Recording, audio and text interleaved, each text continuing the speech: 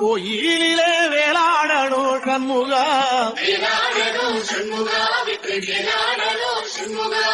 பிள்ளை ஆண்டான் பிள்ளை என வரம் கொடுக்கணும் சண்முகா